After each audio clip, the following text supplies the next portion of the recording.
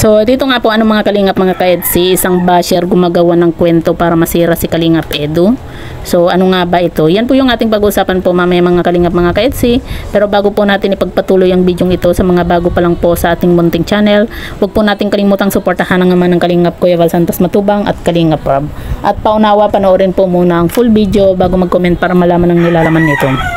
So dito nga po mga kalingap mga ka-EDSI, hindi po talaga nawawala yung mga basher nga po lalo na po dito sa Tambalang EDSI nga po na talagang gustong-gusto po nila na masira itong Tambalang EDSI nga po at gumagawa pa po sila ng issue para lang po masira itong si Kalingap Edu nga po mga kalingap. Marami nga po tayong nababasa na kung ano-ano na lang po yung mga sinasabi po ng mga basher na talagang masasakit po na mga salita, lalo na po dito kay Viancy, di ba? Nakakaawa kaya itong batang ito sa mga basher kasi minsan below the belt na po yung mga pinagsasabi nga po dito kay Viancy nga po na wala naman pong ginagawang masama po itong si Viancy, di ba?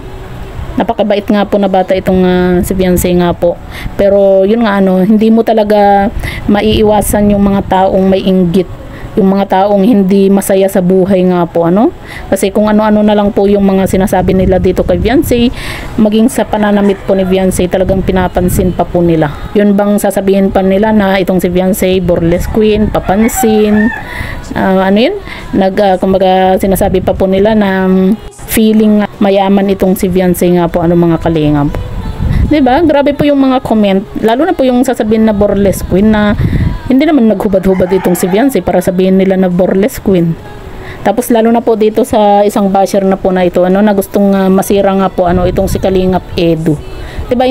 Wala naman po siya doon para sabihin po niya yung ganong salita na itong si Kalingap Edu at Diwata daw, Joy Diwata daw ay nag-date na po daw. Wala naman po siya doon sa Baguio at hindi naman po niya nakita. Tapos sasabihin niya na itong si Kalingap Edu at Joy Diwata ay nag-date.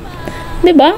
Kumaga talagang gumagawa na lang po sila ng issue nga po at papansin na lang po dahil nga po ang EDSI ay matatag, hindi po nila nasisira kahit na pong paninira po nila dito sa Tambalang EDSI ay talagang napakatatag po ng EDSI. Pero yun nga po mga kalingap mga ka-EDSI, habang binabash naman po itong si Viancy, mas lalo naman pong marami yung nagmamahal po sa kanya at mas lalong dumadami po yung sumusuporta nga po sa kanya kasi nakikita po ng karamihan na napakabait na bata itong si Viancy. Ganon din po yung mga Kalingap Angels nga po yung ibang Kalingap Angels. At saka makikita po natin 'di ba na magkakaibigan naman po sila Kita naman po natin kung gaano ka-close po itong si Joy, si Carla, si Viancy at yung iba pa pong Kalingap Angels nga po.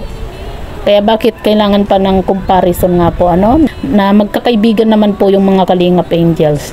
Dapat kung sino po yung gusto po nating suportahan, kumbaga suportahan na lang po natin wag na po nating pakialaman pa kung ano po yung isusuot ni Viancy, kung ano po yung isusuot ng ibang angels, 'di ba? Kasi may kanya-kanya po tayong personality nga po kanya-kanyang may iba-iba po silang ganda, iba-ibang talino, 'di ba? Kaya sana kumbaga mas maganda po sana na kagaya po ng mga Kalingap Angels na masaya lang, mga close sa isa't isa. Sana ganun din po sana yung lahat po ng mga supporter.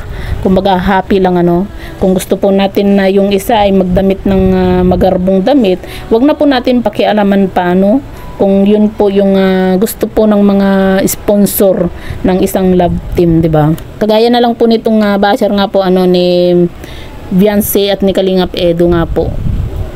Sabi nga po niya dito na Kuya Val, di ba wala si Joy Diwata at Edu? Nag-date na yun sila, niloloko lang nila bawat love team. O di ba?